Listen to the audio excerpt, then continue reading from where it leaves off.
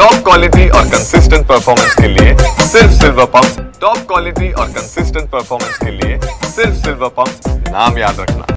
नाशिकमध्ये अनधिकृतपणे वास्तव्य करणाऱ्या बांगलादेशी रहिवाशांना नाशिक पोलिसांनी अटक केली आहे। जवळपास 8 बांगलादेशी रहिवाशांना या ठिकाणी पोलिसांनी ताब्यात घेतलेलं आहे।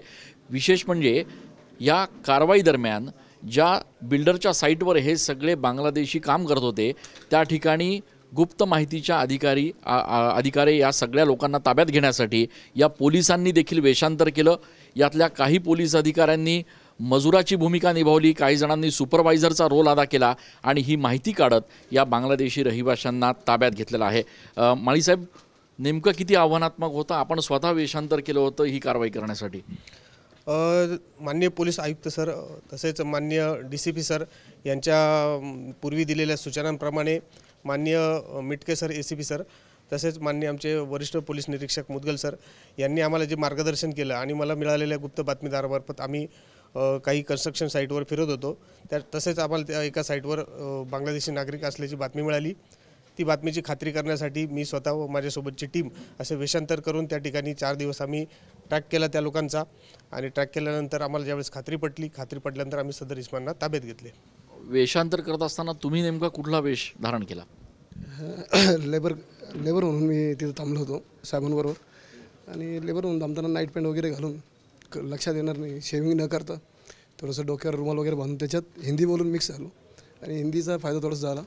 भाषेवर संशयाची बातमी होती, मग त्या बातमीची खात्री करण्यासाठी त्यांची भाषा संबंध आवश्यक होतं आणि बातमी होती ती बरोबर, परंतु मग शहानिशा करूनच करणं योग्य होतं आणि त्याप्रमाणे मग डाऊट क्लिअर झाल्यानंतर मुदगल सरांच्या मार्गदर्शनाखाली माळी साहेबांनी आम्ही त्यांना धरलं। 8 लोक मिळाले त्याच्यात। अत्यंत आव्हानात्मक अशा पद्धतीची ही कारवाई, याच्यामध्ये काही महिला पोलीस अधिकारी देखील सहभागी झाल्या होत्या। मॅडम, नेमकं कशा पद्धतीनं तुम्ही वेषांतर केलं? तुम्ही काय रोल अदा केला होता?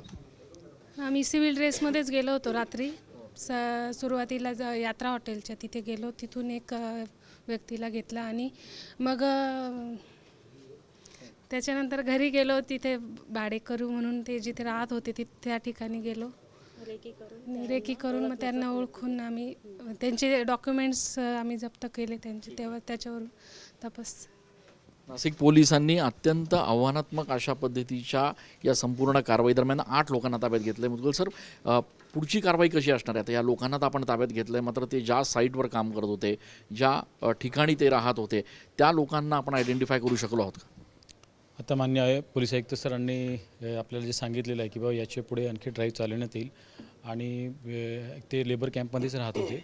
आणखी कन्फर्म करण्याकरता वरिष्ठांच्या मार्गदर्शनात आम्ही कारवाई करणार आहोत।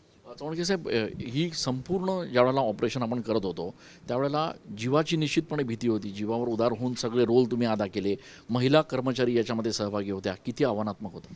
आव्हानात्मक तर होतच ते, स्वतःला डिस्क्लोज न करता रेकी करून त्यांच्यामध्ये मिसळून ती माहिती काढणं आमच्यासाठी खरंच जोखमीचं होतं, पण आम्ही आमचं स्किल वापरलं।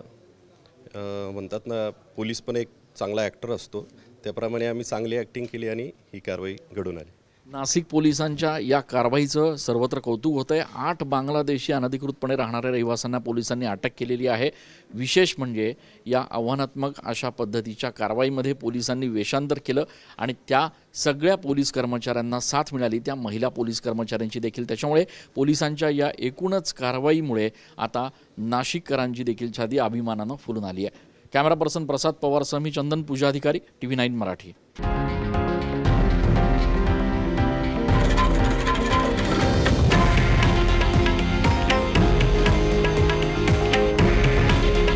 हे आहे देशातील नंबर 1 न्यूज नेटवर्क आणि आपण पाहत आहात TV9 मराठी।